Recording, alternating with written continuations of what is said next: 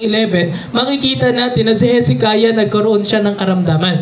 Ano po? At sa tagpungpong yan, ang Panginoong Diyos, nag-utos kay Isaiah na puntahan si Hezekiah at sabihin sa kanya, maglinis ka sa iyong tahanan sapagkat mamamatay ka na. And now, nung yun ay narinig po ni Hezekiah, ang ginawa niya mga kapatid, siya po ay nanalangin sa Panginoon. No? Ang sabi niya po sa Panginoon, O Lord, remember me, or remember now, how I have walked before Thee in truth and with a perfect heart. Panginoon, alalahanin niyo po kung paano po ako lumakad sa iyo sa katotohanan at sa, sabi diyan, at na may buong puso, and have done that which is good in Thy sight. Okay? So, ibig sabihin, nanalangin siya po sa Panginoon. Alam niyo po, siya po ay may karamdaman, mamamatay siya. Pero alam niyo po, ang ginawa ng Diyos, pinagaling po siya. At isang katunayan pa ho, makikita natin mamaya sa mensahe, siya po ay pinagkalooban ng 15 taon muli na buhay. Amen? Yun yung buhay po ni Hezekiah. At yan po ay pag-aaralan natin sa umagang ito. At bago po yun, tayo muna ay manandaling manalangin. Let us pray.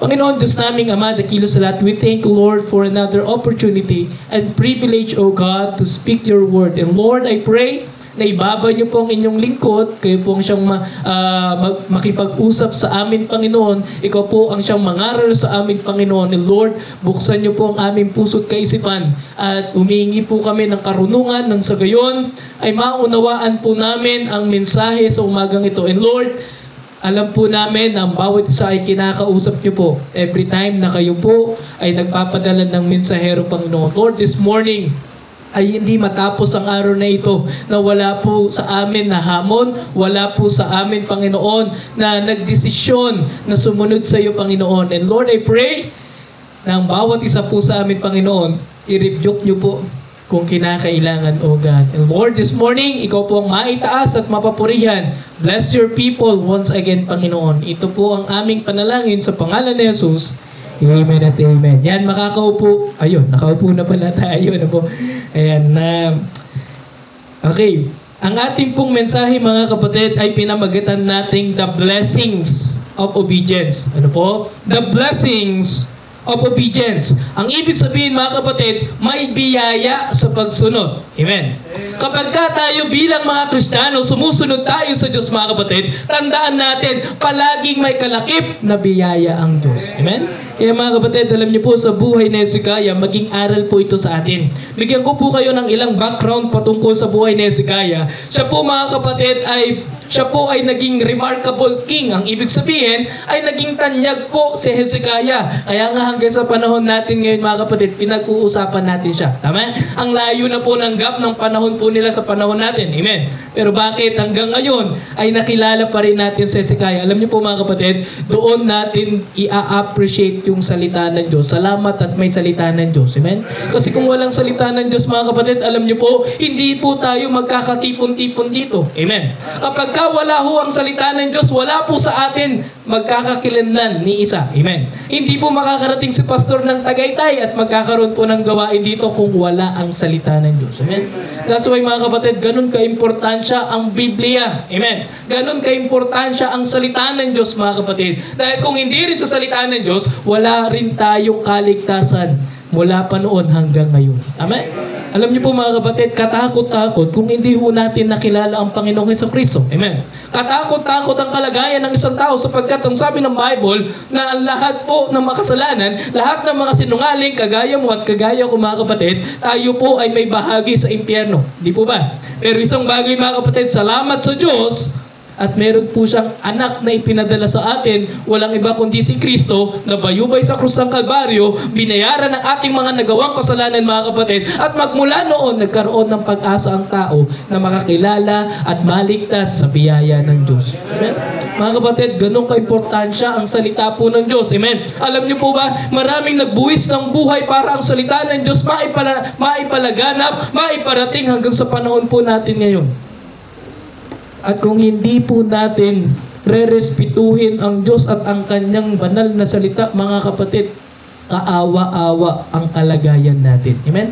That's why mga kapatid, may tinatawag tayong soul winning. That's why mga kapatid, may tinatawag tayong Bible study. That's why mga kapatid, may tinatawag tayong paghahayo. Ang dahilan kung bakit mga kapatid, ay kung paano natin napakinggan ang salita ng Diyos dahil may mga mangangaral na nagsuko ng kanilang buhay na sumunod sa Panginoon mga kapatid. Kaya nakilala natin ng Diyos at nakilala natin ang ating tagapagligtas na si Kristo. Kaya naman mga kapatid, huwag din tayo maging madamot sa iba. Amen? Kaya mga kapatid, may pagbabahagi ng salita ng Diyos. Amen? May pagsosolwining. Parang iba naman na hindi pa nakakilala sa Panginoon ay makakilala rin naman sila. Amen? Kaya mga kapatid, alam niyo po kapag dating sa soul winning at pag-share ng salita ng Diyos mga kapatid, alam niyo po, walang ibang dapat maging kasama ang inyong pastor sa pagbabahagi kundi kayo. Hello? Amen. Amen? Yes, sir. Kasi mga kapatid, alam niyo po, hindi pa pwede maging kasama ni pastor unbeliever tapos mag-share sa ibang tao. Wala siyang gagamiting unbeliever mga kapatid para ipalaganap ang salita ng Diyos. Amen? Kaya mga kapatid, salamat sa Diyos at nakakilala ang bawat isa sa atin. At gayon pa man mga kapatid, alam niyo po, may kautusan ang Diyos sa atin. Amen?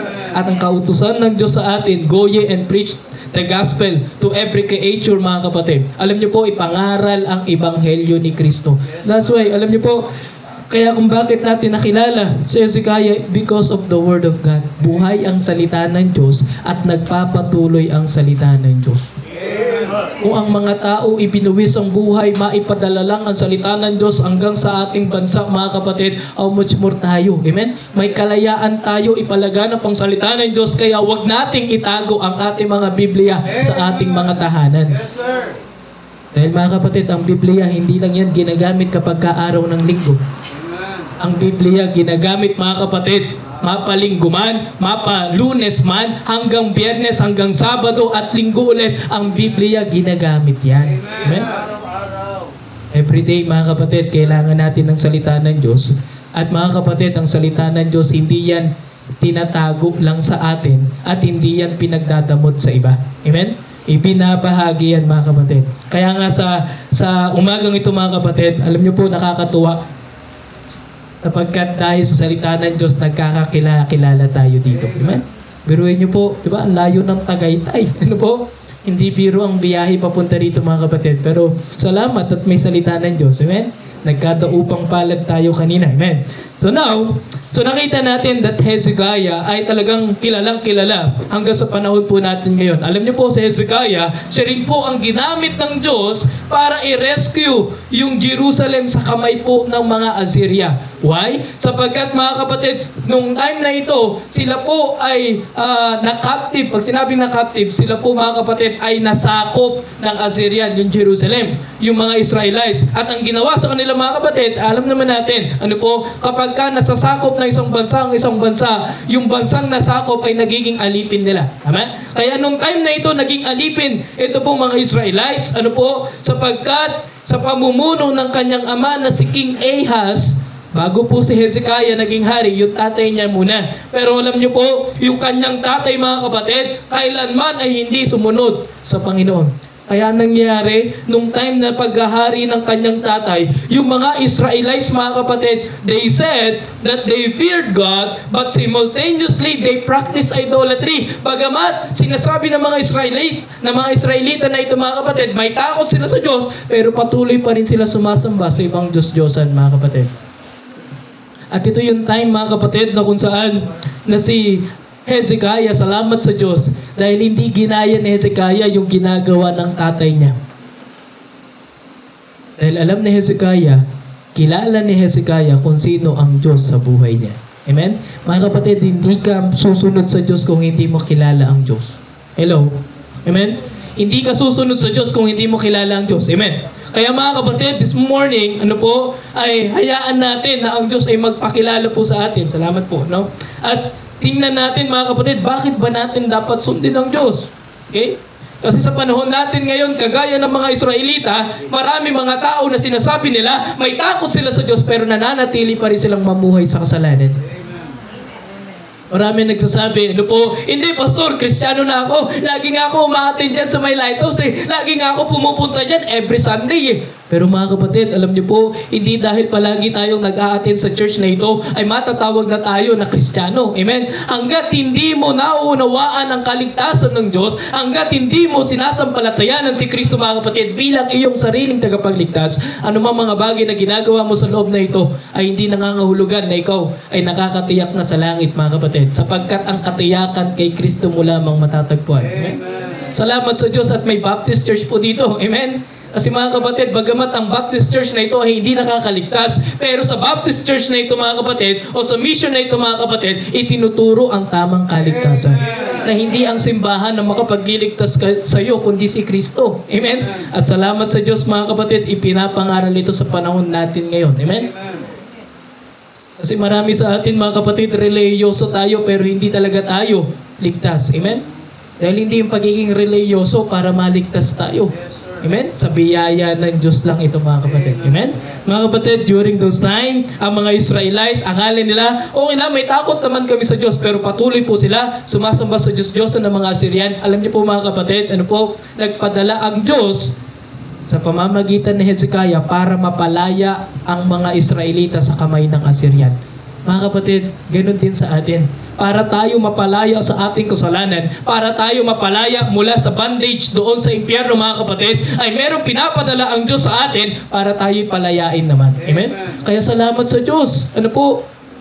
Pinadala niya si Kristo sa atin para mapalaya tayo doon mga kapatid. At salamat din sa Diyos dahil meron po siya mga tinawag na mga manggagawa para ipangaral ang salita ng Diyos. Kaya kapag may nangangaral po sa atin, lalo na mga kapatid, kapag may pumunta sa ating mga tahanan, pupunta si pastor sa inyo at sasabihin, Sis, Brad, pwede tayo mag-Bible study? Huwag niyo pong tatanggihan. Amen? Huwag niyo pong pagsasarhan ng pinto. Why? Padala ng Diyos yun para sa atin. Amen? Mga kapatid, ang dala-dala po ng ating mga mangangaral, ng ating mga pastor, mga kapatid, salita po ng Diyos. Amen? Bakit kapag chismisan pupunta sa ating tahanan, bukas na bukas, pati bintana eh. Amen? Pero bakit pagdating sa salita ng Diyos, dala-dala, dyan si pastor, may dala na naman Biblia, tago. Amen? Amen? Sarado pinto, sarado bintana, lahat sinarado eh. Amen? Walang tao, pastor, pero yun. Ayun, kita yung, amen? Walang tao, ang daming tsinelas. Amen? Mga kapatid, alam niyo po kung minsan, para bang mapapaisip tayo, bakit pagdating sa salita ng Diyos, ang ilap-ilap ng mga tao?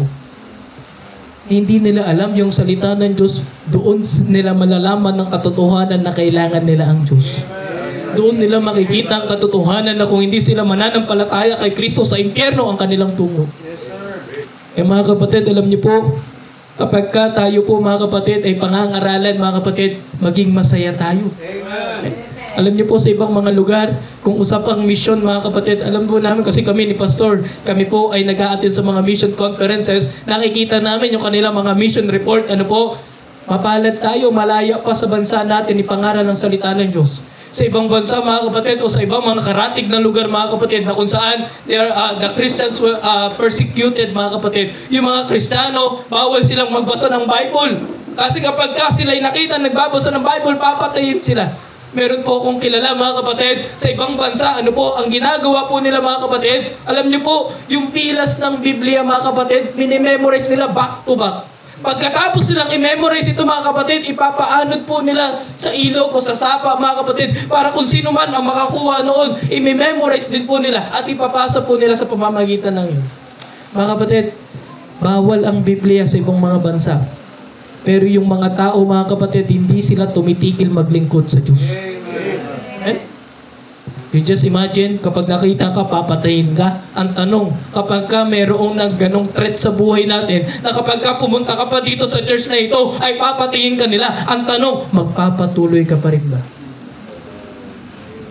Mga kapatid, alam niyo po, marami mga tao nagsasuffer ng kanilang buhay dahil sa dala-dala nilang salita ng Diyos. Pero alam niyo po, mas pinili po nilang mamatay na naglilingkod sa Diyos at sumusunod sa Diyos kaysa mga kapatid, talikuran ng Diyos at pagkatapos nun, sa impyerno ang tungo. Mga kapatid, alam niyo po, napakapalad po natin na napakalaya po natin. Nakakalungkot nga sa sobrang laya po natin, kung minsan ayaw natin dalhin ang ating mga Biblia. Ang dahilan, nahiya ako ba, sorry, Nakikita ko kasi yung mga kabingguhan ko dyan eh. Pagtatawanan ako eh. Amen? Nakikita ko kasi, pastor, yung mga kainuman ko dyan eh. Di ba?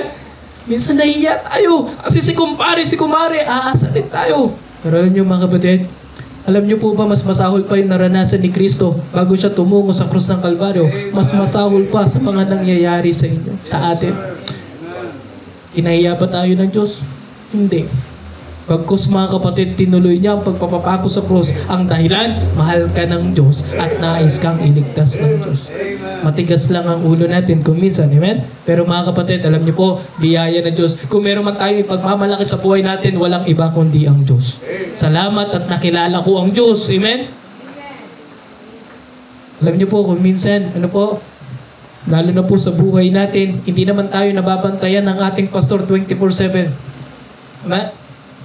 Minsan nga mga kapatid, nagkikita-kita lang tayo 3 hours, 2 hours, amen? Yung iba 1 hour, yung iba minutes lang eh. Bakit? Late pastor eh, amen? Pero tingnan nyo mga kapatid, ano po? Di ba?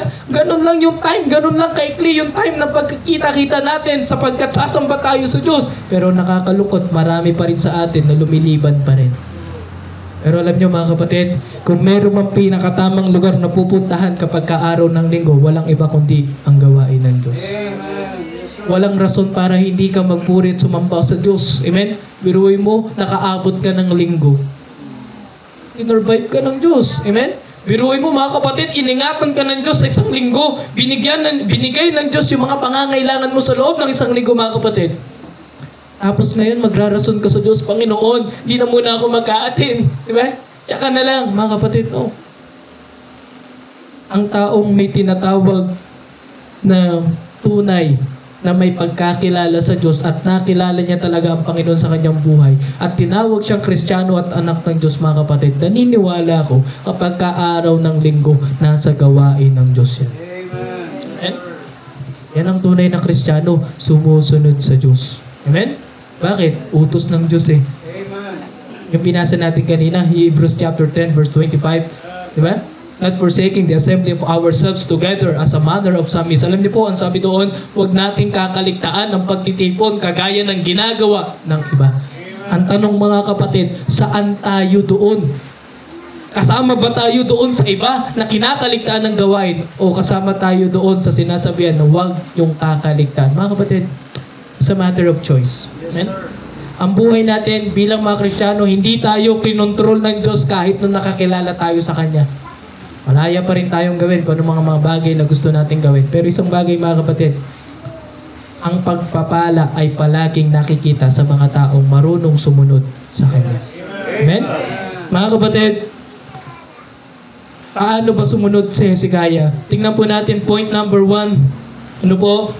Makita natin yung evidences of Hezekiah's obedience. Yung mga ebidensya mga kapatid kung paano si Hezekiah sumunod sa Diyos. Mga kapatid, by the way, kapag ka sinabi mong Kristiyano ka mga kapatid, kung gusto mong paniwalaan na ikaw ay isang Kristiyano, mayroong nakikitang ebidensya sa iyo. Hello? Yes, sir. Amen? Kapag ka sinabi mong Kristiyano ako, o kapag ka sinisigaw mong Kristiyano yan, ang tanong agad, asan ng ebidensya? Hello? Amen? Kaya wag mong sasabihin, Kristiyano ka kung walang ebidensyang nakikita sa buhay mo. Amen? Paliwanag ang Bible. Therefore, if any man be in Christ, he is a new creature. Kung ikaw ay na kay Kristo, babaguhin ka ng Diyos. At yun yung bagay na ebidensya na hinahanap sa iyo. Amen? Kaya mga kapatid, diba? Kamusta tayo? May nakikita na bang ebidensya sa buhay natin? Doon ba sa ating mga kapitbahay? Doon ba sa ating mga kaibigan? Doon ba sa ating mga pinagtatrabuhan? Doon ba sa ating mga pinag-aaralan? O sa paaralan mga kapatid? Nakikita ba yung ebidensya ng pagiging Kristiyano sa atin? Kasi mga kapatid, kung hindi, ano po? Kailangan natin magkaroon ng tunay na pananampalataya sa Diyos. Kasi ang pagbabago mga kapatid, hindi po yan pinipilit. Amen? Dahil mga kapatid, tandaan po natin, ang natural ay hindi pinipilit. Hello? Ang natural mga kapatid ay hindi po yan pinipilit. Kaya sa buhay ng isang Kristiyano, kapag ka ikaw ay isang Kristiyano mga kapatid, natural lang na mayroong ebidensyang makikita sa iyo. At yung bagay na yan, hindi yan pinipilit. Amen? At sa buhay Kristiyano na meron tayo mga kapatid, lalo na kapag araw ng linggo mga kapatid, alam niyo po, hindi dapat yan pinagpipilitan ng pastor sa'yo, uy, umatin kayo, uy, punta kayo, kasi Sunday ngayon, kasi araw ng Panginoon yan. Mga kapatid, hindi na dapat tayo pinipilit. Bakit? Ang natural ay hindi pinipilit. Natural lang sa'yo kapag araw ng linggo nasa gawain ng Diyos at hindi ka dapat pinipilit. Amen? Ang Kristiyano may pagkukusa kung nauunawaan niya ang Diyos sa buhay niya. Amen? Andiyan pa po kayo? Magtatagal tayo ng konti. Okay lang po? Wala naman mag-aabang sa akin sa labas. Wala na. Opo, kasi kahit anong abang nyo po, hanggang Monday po kami dito Hanggang Martes po. Nasa likod din. Ay, nasa likod pala. Ano po? So yan, tuloy na po tayo. Ano po? The evidences of Hezekiah's obedience. Number 1, o letter A, makita natin, ano po, na he removed all abominable objects and pagan practices of idolatry. Tinanggal na Hezekiah ang lahat ng mga ginagawang Diyos-Diyosan ng mga Israelite at lahat ng mga bagay na ginagamit nila para sumamba sa ibang Diyos-Diyosan. Tingnan niyo po yung verse 4. Ano pong sabi ng Bible? Ano po? He removed the high places and break the images and cut down the groups and break in pieces the brazen serpent that Moses. Alam niyo po yung mga images po nila, sinira po ni Hezekiah. Yung brazen serpent, naalala niyo po yung tungkot na merong nakapaikot na ahas?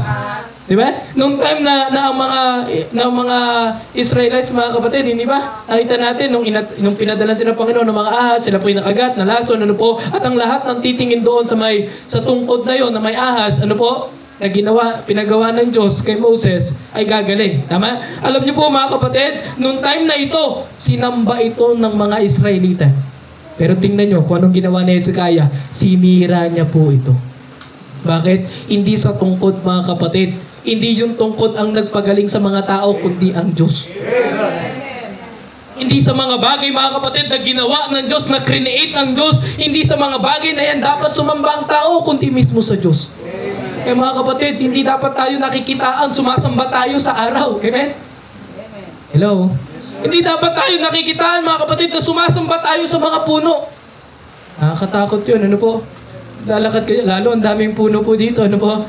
Diba? Gabing-gabi, mga kapatid, nagtatrive ka, makita mo, biglang merong nakaharap sa puno, ano po? Nagdadasal. Mga kapatid, hindi tama na ang creation sinasamba. Ang tama, mga kapatid, ang creator ang sinasamba. Anong ibig sabihin? Ano po? Ang Diyos ang dapat sambahin sapagkat siya ang lumikha ng lahat ng bagay na ito. Huwag mong sasambahin yung mga bagay na nilikha ng Diyos.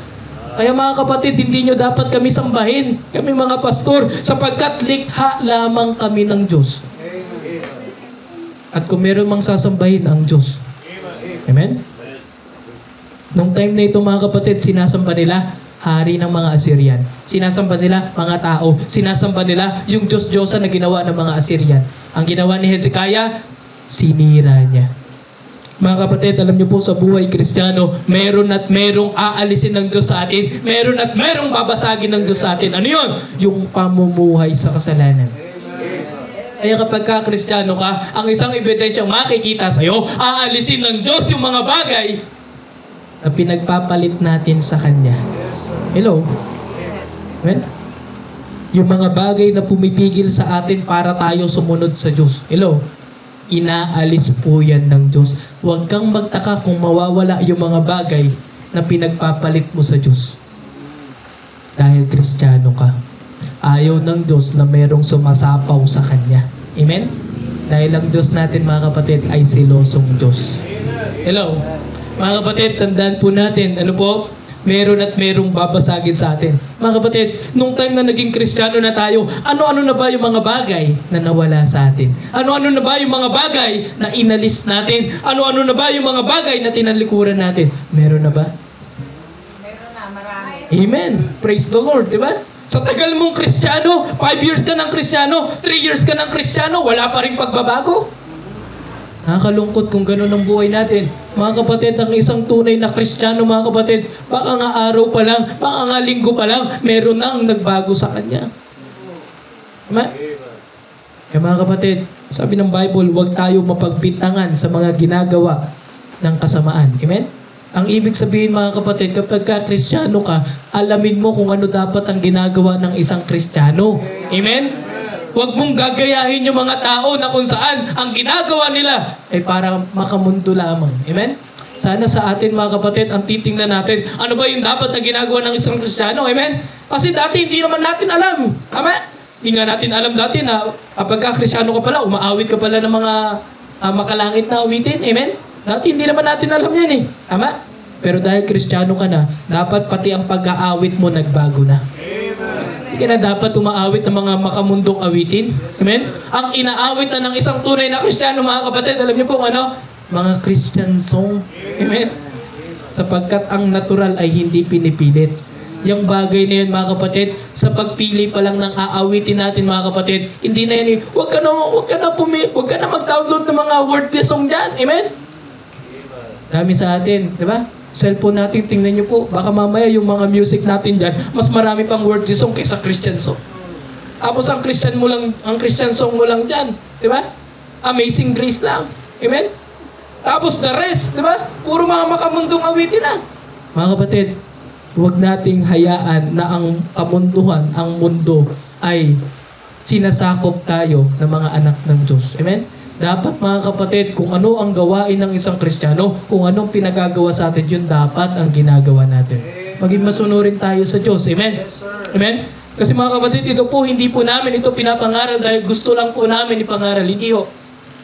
Pinapangaral po namin ito dahil ito yung gusto ng Diyos. Dahil ito yung salita ng Diyos na dapat na maintindihan nyo po. Amen? Kasi kung tutusin, kung susundin lang din namin yung aming fleshly desire mga kapatid, di ba?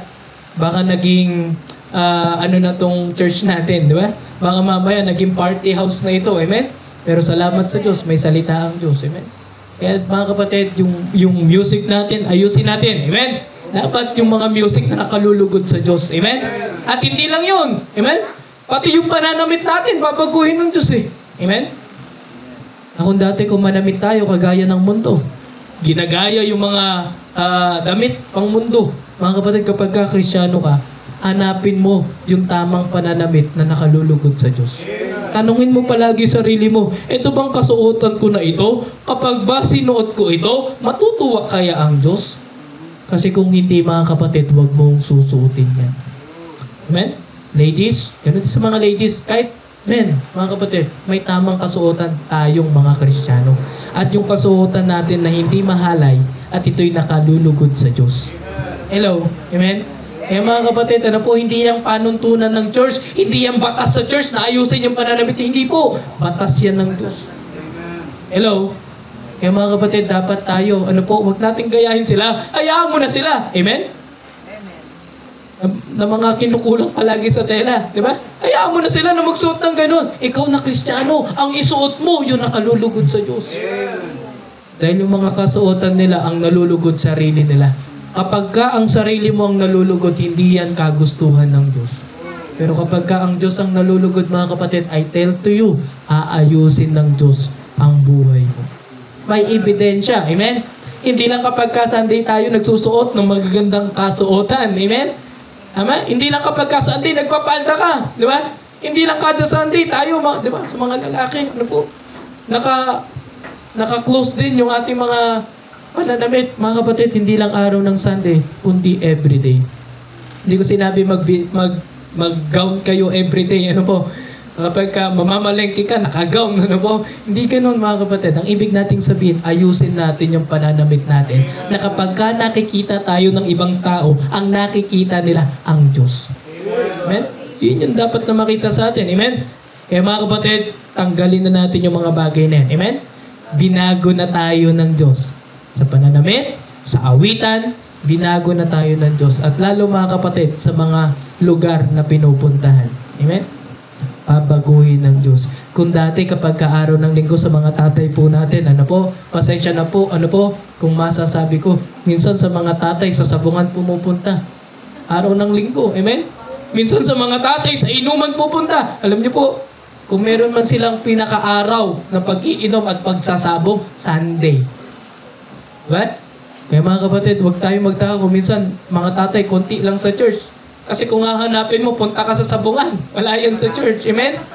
Pero salamat sa Diyos at meron tayo mga tatay na nakakilala sa Panginoon at nasa tamang lugar na pinuntahan araw ng linggo. Amen? Mga tatay, tuloy lang po kayo. Amen? Biyaya po ang Diyos sa inyo. Amen? Mga tatay, ano po? Ganun din sa atin. Ano po? Dati, ang pinupuntahan natin kapag ka Sunday, minsan galaan, minsan, di ba, sugalan, ano po? Pero salamat sa Diyos, binago ng Diyos yung lugar ng mga pinupuntahan natin. Amen? Amen? At doon na tayo pumupunta sa alam natin na nandoon ang Panginoon. Amen? Mga kapatid, He removed all abominable objects. Letter B, He remained steadfast in the Lord. Ito yung mga bagay na nakita, na ebidensya kay Hezekiah nung siya po'y sumunod sa Diyos. Ano po? Nagkaroon siya ng matatag na pagkilala sa Diyos. He remained steadfast in the Lord, mga kapatid. Sabi ng verse 6, He clave to the Lord. Ano po? Nung time na sumunod siya sa Diyos, mga kapatid, ano po? Nanindigan po siya sa Diyos. Amen? Hindi siya nagpasindak, salamat po, hindi po siya nagpasindak sa mga Assyrian. Alam niyo po, nung time na ito, na sila po mga kapatid ay, di ba? Ang hirap nun. Nasa kamay sila ng Assyrian, mga kapatid, at ang gagawin po ni Hezekiah, ano po, ay palalayain niya ang mga Israelita. Alam niyo po, ang consequence nun sa mga Assyrians, pwede silang patayin. Pero alam niyo po sa Hezekiah, ito yung maganda sa kanya. Nung time na sumunod siya sa Diyos, nanindigan po siya sa Diyos.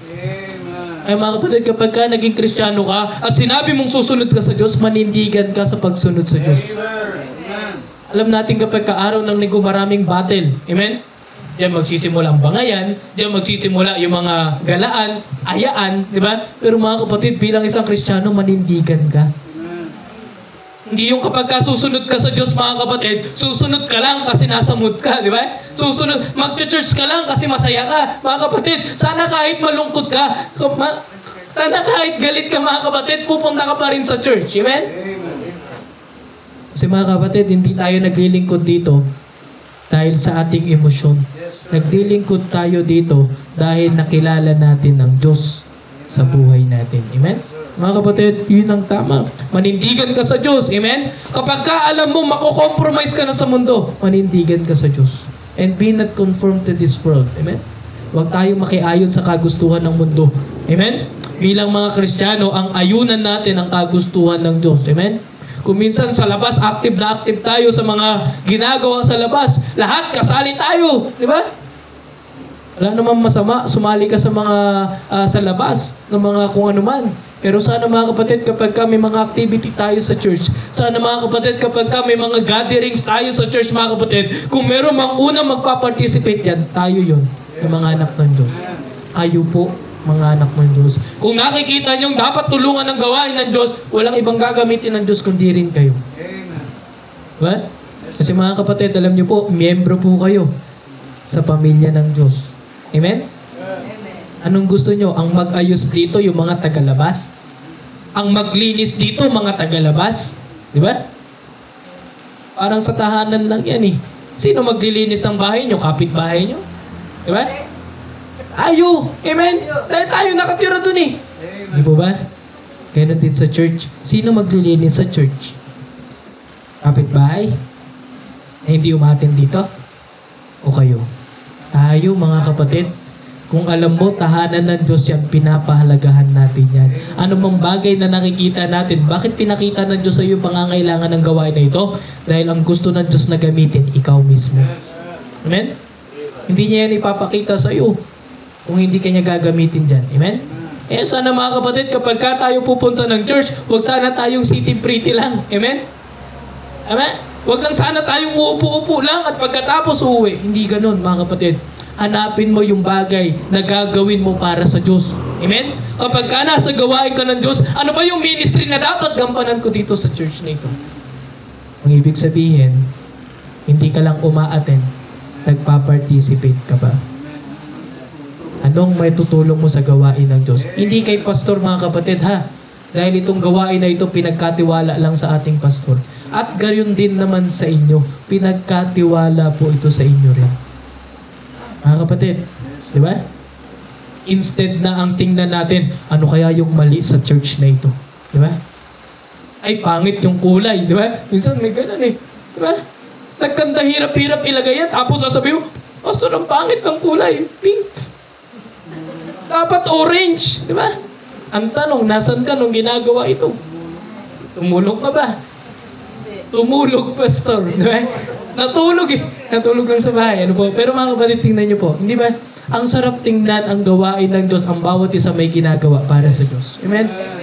Di ba? Ang hirap di ba? Kuminsan sa bahay na nga lang. Ano po? Sa buhay bilang mga pamilyado. Okay? Hindi pa po kami, papunta pa lang po kami ron. Ano po? Sa buhay mga pamilyado, hindi po ba? Lalo na po sa mga nanay na nag-aasikaso sa loob ng tahanan, hindi ba?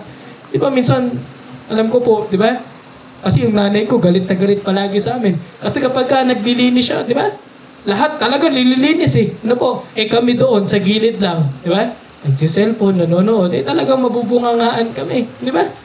Ganon din sa inyo. Amen? Kapag mga nanay kilos ng kilos, tapos walang ginagawa mga anak, hindi po ba? Galit ang nanay. Tama? Ganon din sa magkakapatid. Linis ka ng linis dyan, tapos yung isa mong kapatid, nakaupo lang, nag-ML pa. Nakataas pa ang paa. Eh? Hindi ka ba magagalit? Tama? Mga kapatid, kung minsan sa gawain ng Diyos, nagkakaroon tayo ng problema kapag ang bawat isa sa atin o meron sa atin hindi kumikilos sa gawain ng Diyos. Hindi ba mas masarap tingnan? Oh, cleaning operation tayo. Lahat tayo nandito para maglinis. Amen? Amen? Parang wala nang nag-i-amen. Amen? Yun. Di ba? Oh, lalo na, di ba? Stewardship month nyo po ngayon. Amen? Ang ibig sabihin, ano po? Tuturuan tayo paano tayo maging mabuting katiwala ng Diyos. Hindi katiwaldas, ano po? Katiwala tayo ng Diyos. Pero mamayang hapon po yun. Yun yung mensahe po natin. Amen? Sana mamaya nandirito pa rin po kayo. Amen? Alam ko na kapag ka ang mga miyembro na ito, di ba? Natutunan po nila ang natural ay hindi pinipilit. Naniniwala ko, kahit hindi po namin sabihin sa inyo, bumalik kayo mamayang hapon dahil may gawain. Alam ko mga kapatid, natural na lang po yan sa inyo na babalik talaga kayo sapagkat gawain ito ng Diyos. Hello? Yung mga lakad natin, hindi dapat linggo nilalagay yan. Ang mga lakad natin, may Monday to Saturday tayo. Amen? Ang gawain ng Diyos, araw lang po yan ng linggo. Amen? Ibigay mo yan sa Diyos.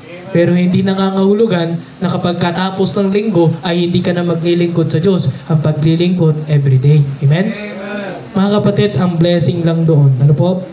Kapag ka sumunod ka sa Diyos, may pagpapala ang Diyos. Amen? Andiyan pa po kayo? Iyon. Remain steadfast. He kept the commandment of the Lord. Sinunod niya yung kautusan ng Diyos. Sa kabila, mga kapatid, na napakalaking hukbo ng Assyrian, mga kapatid, at pwede silang papatayin, mga kapatid. Pero si Hezekiah, mga kapatid, mas sinunod niya ang Diyos sa kanyang buhay. Mga kapatid, maraming threat sa atin. Maraming battle sa atin. Amen? Bilang mga Kristiyano, ang dami po natin mga pinagdadaanan. Marami po tayo mga kapatid na mga, di ba? Paghihirap na nararanasan. Pero alam nyo mga kapatid, kung susundin mo ang kautusan ng Diyos sa'yo, hindi ka naman talaga pababayaan ng Diyos. Hindi natin sinasabi kapag ka sinunod mo ang Diyos, yayaman ka. Hindi po ganun mga kapatid. Pero naniniwala ako kapag ka sinunod mo ang Diyos, anumang problema ang kinakaharap mo mga kapatid, pagtatagumpayin ka ng Diyos diyan. Hello? Gusto mo magtagumpay? Sumunod ka lang sa Diyos. Amen? Nandiyan pa po kayo? He rebelled against the Assyrian. Letter D. Ano po?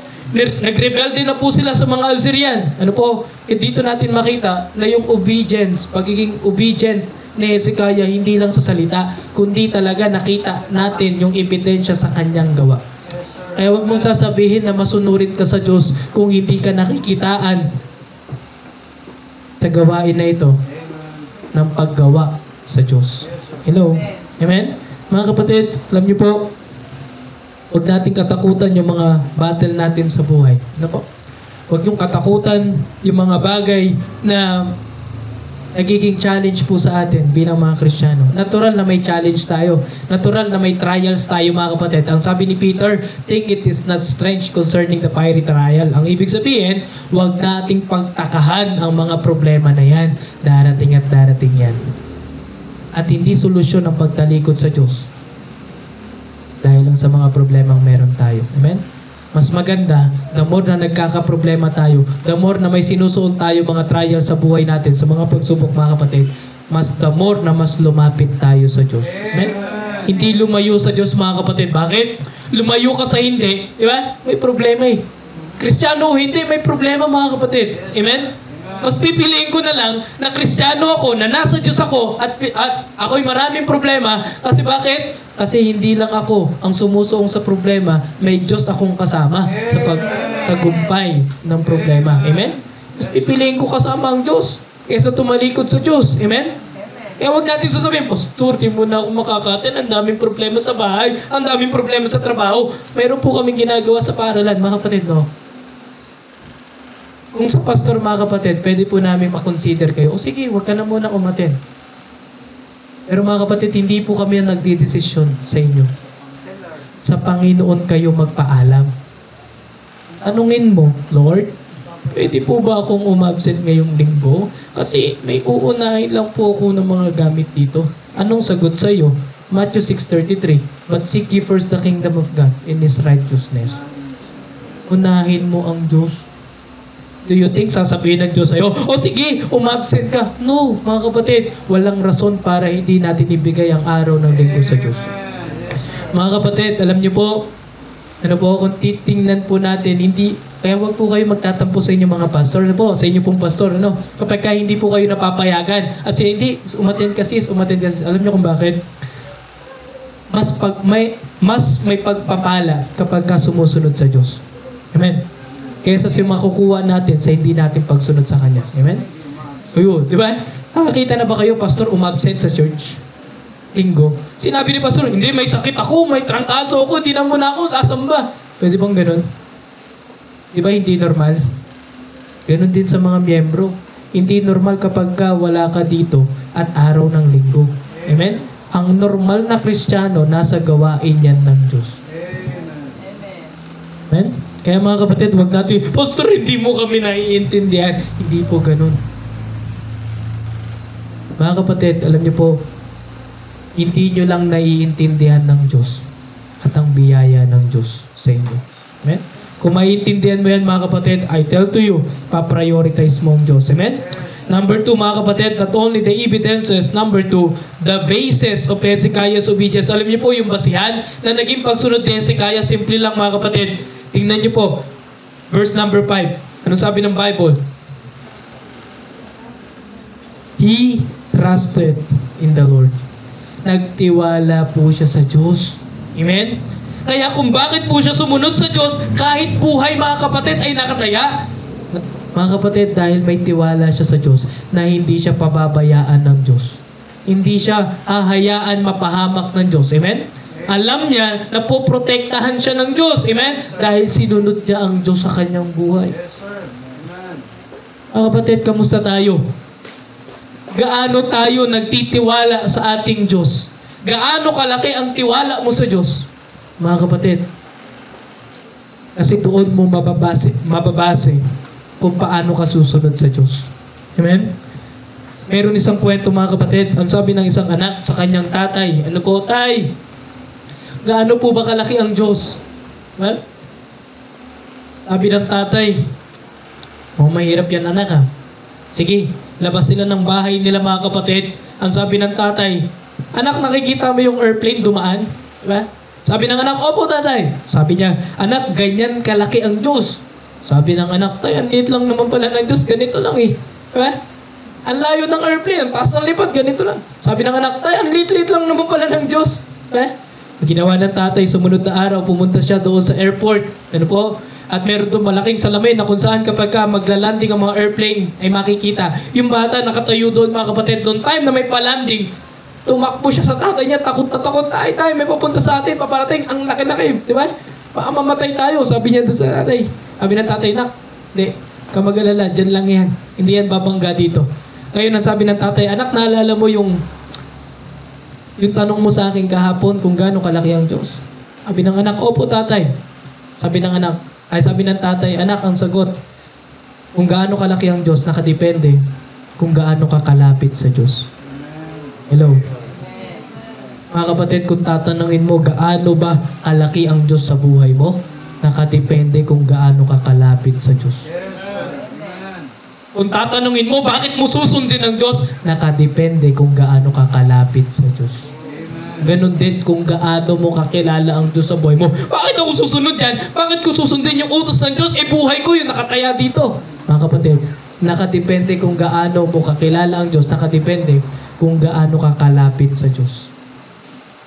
Alam niyo mga kapatid, kung titingnan natin ang Diyos sa kanyang pagka-Diyos, if you look God based on His authority, then God will be your priority. Kung titingnan mo ang Diyos sa autoridad bilang isang Diyos, mga kapatid, I tell to you, uunahin at uunahin mo ang Diyos sa buhay mo.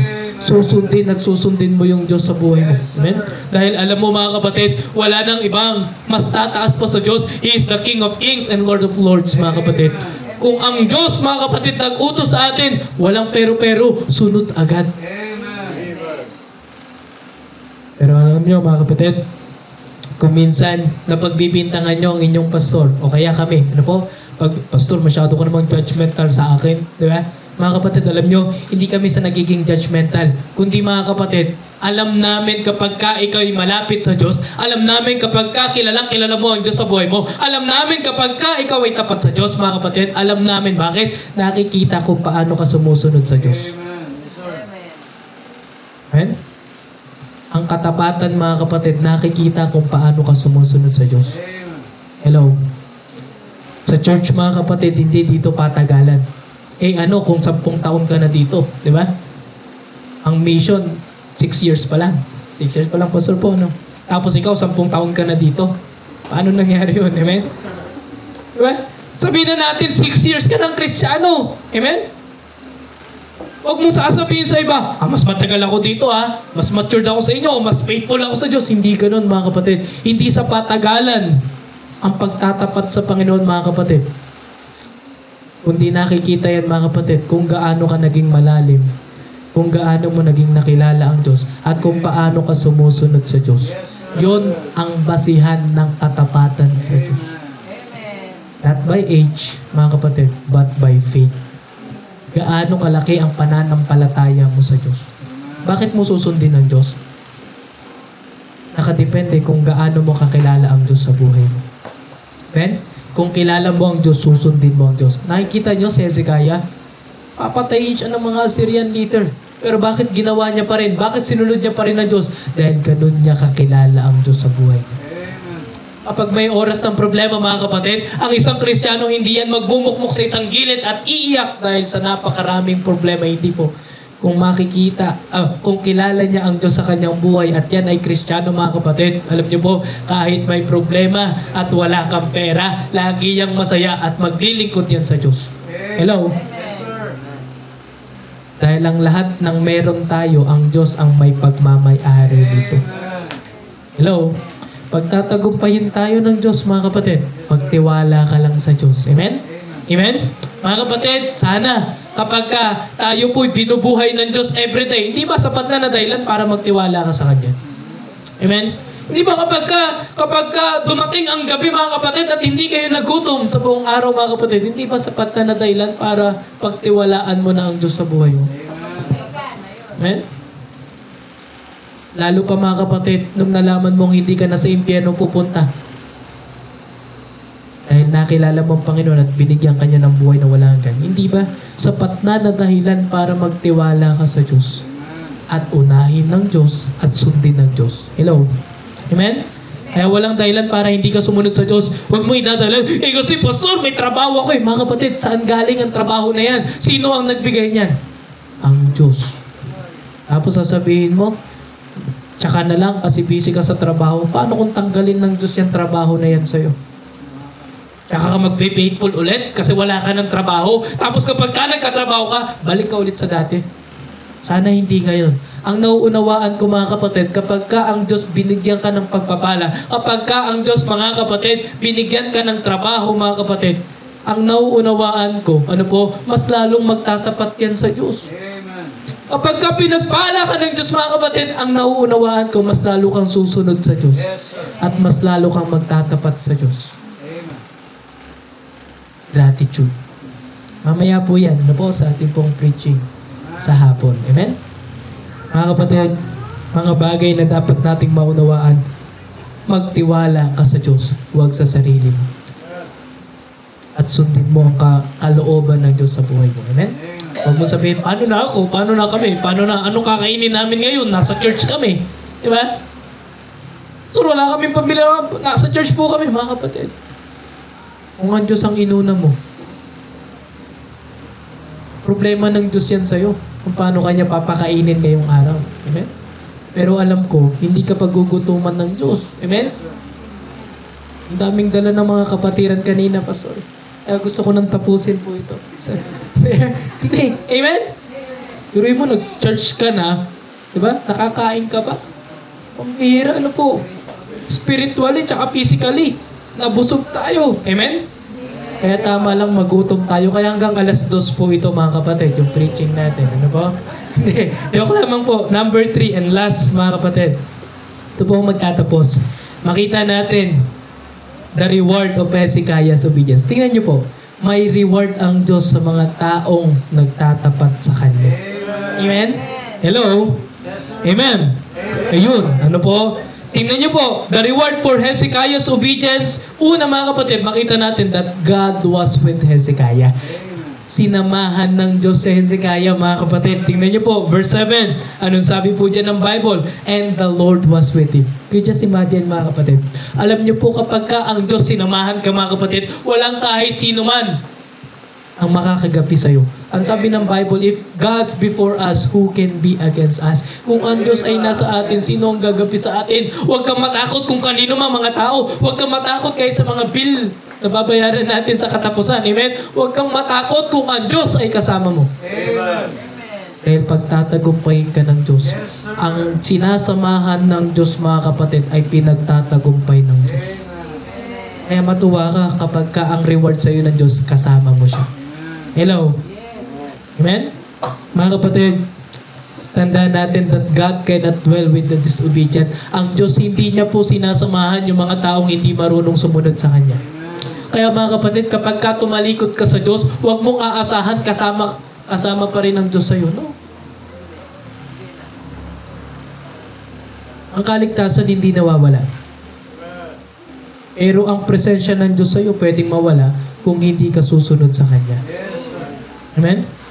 Mga kapatid, alam niyo po, di ba? Kailanman mga kapatid, ano po?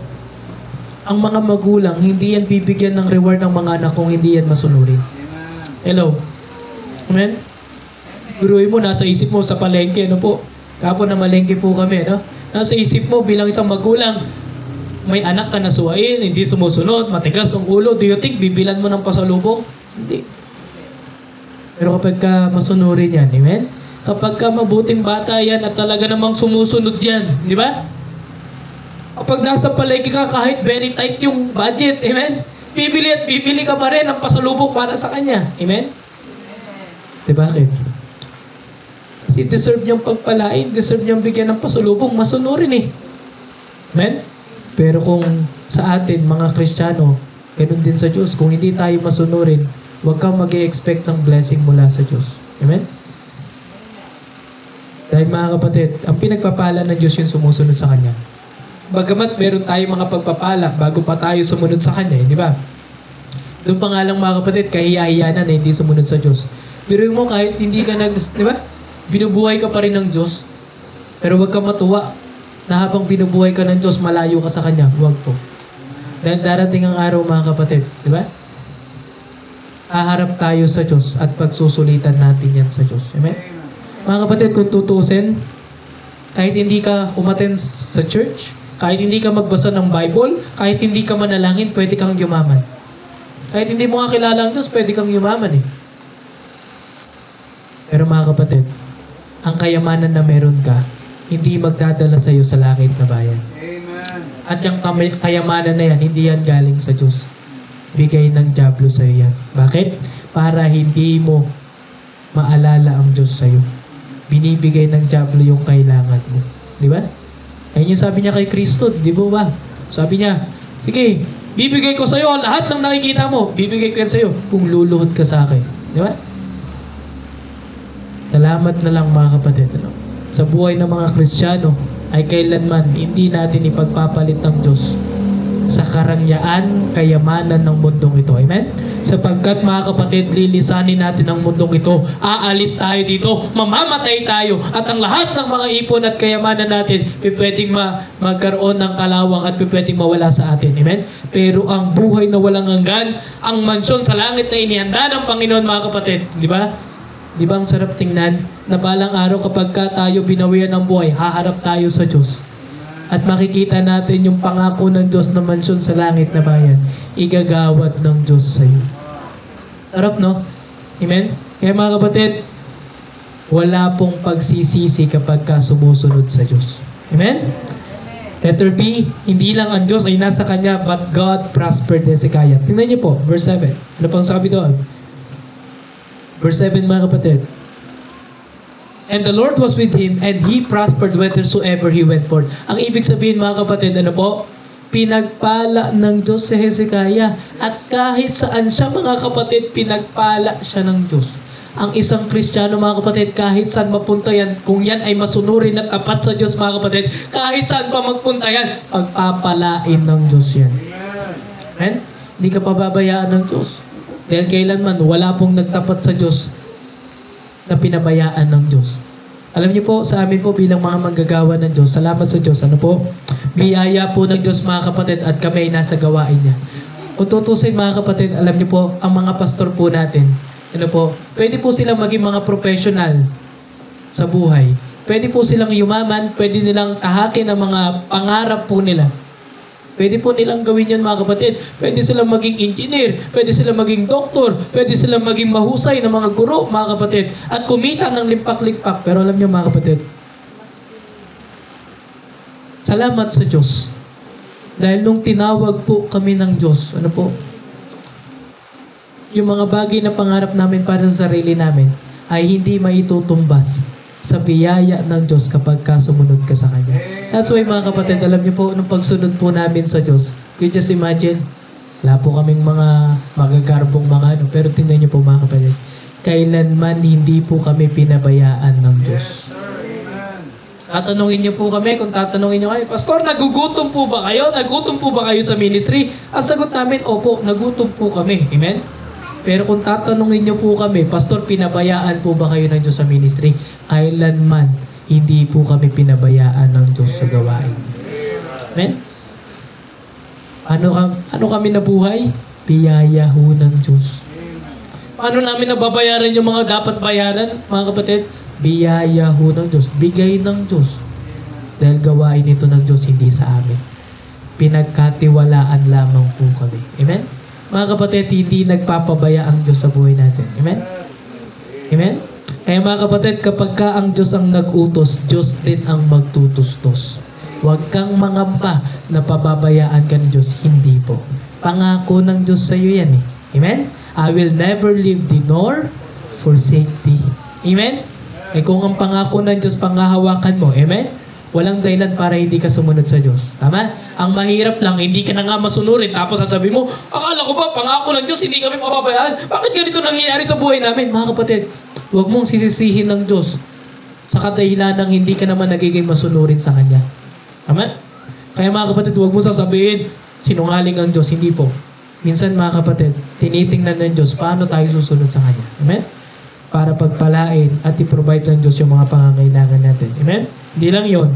Hindi lang pinagpala ng Diyos si Hezekiah, hindi lang sinamahan ng Diyos si Hezekiah, but God gave him victory over his enemy. Alam niyo po, pinagtagumpay ng Diyos sila Hezekiah. Kung babasahin niyo po itong text po natin, mga kapatid, in verse 8, and he smote the Palestines even unto Gaza, and the borders thereof, from the tower of the watchmen of the fence. Alam niyo po, yung mga Assyrian, mga kapatid, pinatay ng Diyos. Amen? Hindi po napahamak, hindi nasugatan sila Hezekiah at ang mga Israelites people, mga kapatid. Actually, hindi po sila marunong lumaban kasi matagal silang alipin, mga kapatid. Pero tignan nyo, hindi po sila pinabayaan ng Diyos pagkos ang Diyos mismo ang nakipaglaban para sa kanila. Amen? The divine protection of God to them. Kapag ka masunurin ka, kapag ka naging tapat ka sa Diyos, mga kapatid, ang Diyos pagtatagumpayin ka ang Diyos ang makikipaglaban para sa iyo. Amen? Mga kapatid, kung gusto mo magtagumpay sa mga hamon sa buhay, gusto mo magtagumpay sa mga labanan na tinatahak natin ngayon, mga kapatid, sumunod ka lang sa Diyos at hayaan mo ang Diyos ang magpanalo ng laban natin. Amen?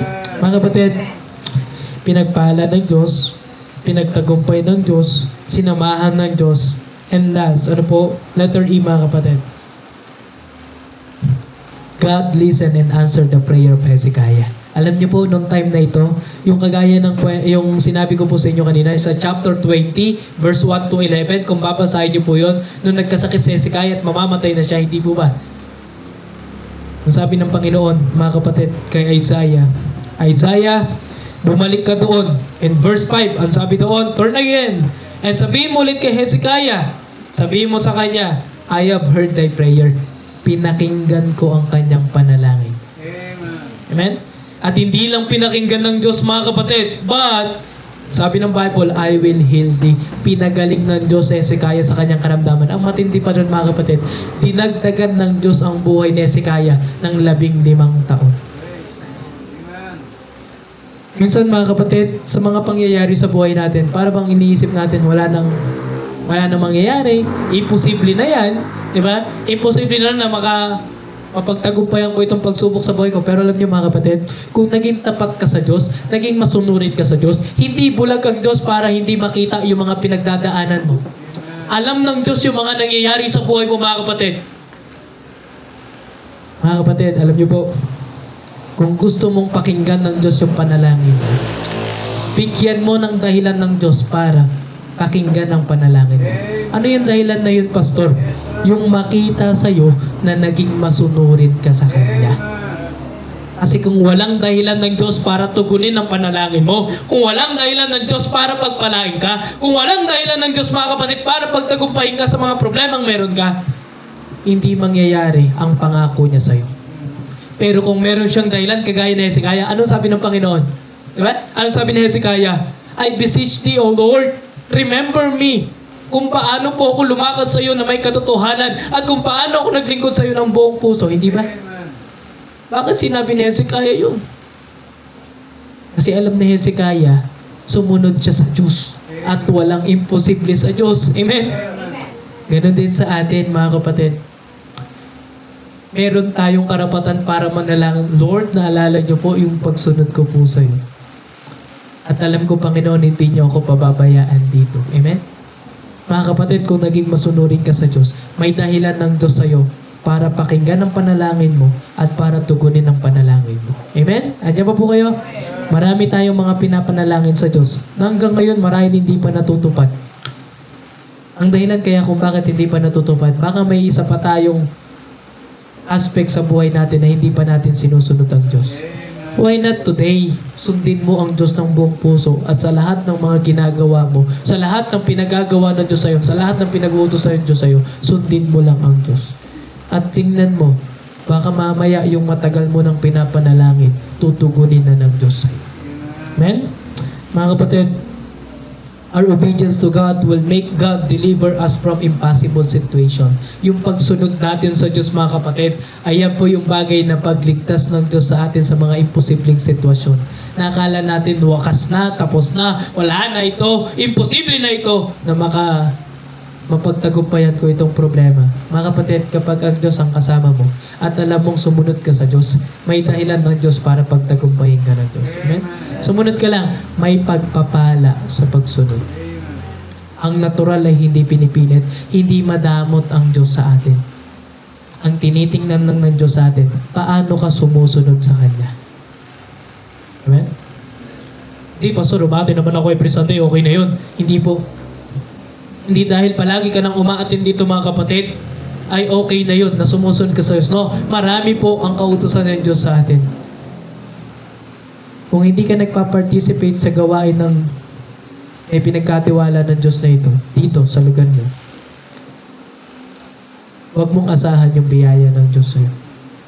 Mga kapatid, I tell to you, hindi lang tayo niligtas ng Diyos para umupo, tumunganga, makinig.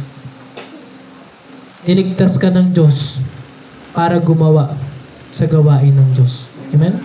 magtrabaho sa gawain ng Diyos. Amen?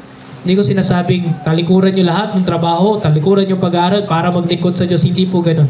Ang ibig ko sabihin, mga kapatid, ano po, na makitaan tayo na may ginagawa tayo sa gawain ng Diyos. Hello? Maraming ministry ang pwede sa'yo. Hindi, matanda na ako, pastor. Wala na po akong magagawa. Hindi po. Meron at meron ka pa rin magagawa. Kaya ka binuhay ng Diyos hanggang ngayon. Kaya hindi pa binabawian tayo ng buhay kasi may pinapagawa pa ang Diyos sa atin. Na kaya nating gawin kasama ang Diyos. Yan ang susi ng pagpapala. Hanapin mo, pastor, ano ba yung magagawa? Lalo na sa mga kalalakihan, gusto kang gamitin ng Diyos. Amen? Huwag mo sabihin, hindi, pastor, bata pa ako, hindi, pastor, hindi po. Gagamitin ka ng Diyos. Amen? Hindi, pastor, ganito po yung buhay ko. Hindi po. Kapag ka nakilala mo ang Diyos, babaguhin ka ng Diyos, aayusin ng Diyos ang buhay mo, at gagamitin ka ng Diyos. Ganon din sa kababaihan. Gagamitin ka rin ng Diyos. Kahit bata ka, kahit matanda ka, kahit nanay ka na, o kahit tatay ka na, pwede ka pa rin gamitin ng Diyos sa gawain. So, hindi ko po alam. That's why you have a pastor.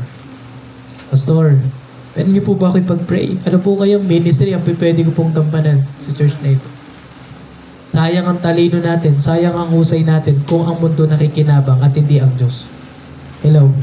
Amen? Mga kapatid, alam niyo po, 2 years from now, 5 years from now, o 10 years from now, mga kapatid, ang gawain na ito, pagtatagumpayin ng Diyos. At kung makikita ng Diyos na ang bawat isa ay may gagawin sa Diyos, magiging masunurin sa Diyos, ang lahat nagpa-participate. I tell to you, mga kapatid, walang imposible sa Diyos. Ano po? Yung pinapanalangin nyo, mga kapatid, na magkaroon ng sariling lupa ang gawain ng Diyos, mangyayari at mangyayari yan sa inyo. Alam ko may battle po kayong kinakaharap ngayon. Amen? Lalo itong church na ito, mga kapatid. Amen? Pero mga kapatid, walang imposible sa Diyos. Problema ng Diyos yan. Ang problema natin, paano tayo susunod ng tapat sa Diyos. Amen? Kaya huwag tayo mangamba kung anong mangyayari sa atin dito. Gawain ito ng Diyos kung naging masunurin ang lahat sa atin. Amen? May dahilan ng Diyos para ibigay niya yung mga pinapanalangin natin. Amen? Ang sarap tingnan, balang araw. Amen? Pagbalik namin dito. Amen? Makita natin, ano po? Doon na po kayo sa tuktok ng Taal. Hindi po. Makita natin, mga kapatid, makita natin, hindi malabong mangyari magkaroon tayo o magkaroon po kayo ng sariling pananambahan. Amen? At tingnan nyo po, kapag ang bawat isa nagtutulungan, di ba, mas maraming magagawa sa gawain ng Diyos. Amen? Hindi lang si pastor po, ha? Hindi lang po si pastor ang gumagawa dito sa gawain ng Diyos. Kapag ikaw miyembro ng gawain ng Diyos, sa gawain ng Diyos dito, mga kapatid, ikaw po ay natural na dapat na may ginagawa at hindi pinipilit sapagkat ikaw ay isang Kristiyano at anak ng Diyos na dapat makitaan ng pagsunod sa Kanya. Amen? Ang natural ay hindi. Amen? Tama? Kaya hindi dapat tayo pinipilit. Amen? Uy, mag-participate ka. Uy, sumama ka naman. Uy, mag-Bible study tayo. Uy, sige na. Hindi ganun, mga kapatid. Sapat na maringgan mo ang salita ng Diyos para sumunod sa Kanya. Amen? Mga kapatid, when you choose to obey the Lord, He will bless you. Opo, pag pinili mong sumunod sa Diyos, pagpapalain ka ng Diyos. Sapagkat, mga kapatid, ang pagsunod ay palaging, ang pagsunod, mga kapatid, is always leads to blessing. Amen? Dadaling ka nito sa biyaya, mga kapatid. Therefore, set a goal to obey the Lord and watch Him work in your life. Magkaroon ka ng goal na sundin ng Panginoon at tingnan mo kung anong gagawin ng Diyos sa buhay mo. Amen? Sometimes, mga kapatid, it is expensive to obey. Minsan, isipin natin, ang mahal naman eh. Ang gastos naman sumunod sa Diyos kasi meron tayong giving, meron tayong sacrificial giving, meron pa tayong first fruit, meron pa tayong kung ano. Mga kapatid, kapag ka sumunod ka lang sa Diyos, makikita mo yung biyaya ng Diyos. Meron pa tayong mission fund, meron pa tayong, di ba? May pangangailangan din naman tayo, hindi, mga kapatid. The principle of the Bible, yun yung sundin natin. It's more blessed to give. Amen? Than to receive. Mas pinagpapala ng Diyos ang nagbibigay. Hindi po ba? Dahil sa isang Kristiyano, natural ang pagbibigay at hindi yan pinipili. Amen? Mga kapatid, kung inaakala natin nagsasakripisyo na tayo sa gawain na ito, marami na tayong nailabas na pera dito, nagkakamali ka. Dahil ang lahat ng yan, mga kapatid, sa Diyos pa rin galing. Amen? Kaya mga kapatid, mamaya po, bibigyan natin ng mas maraming time ang stewardship. At alam ko po mga kapatid, kung anong bilang natin ngayon, ganun pa rin sa hapon. Amen?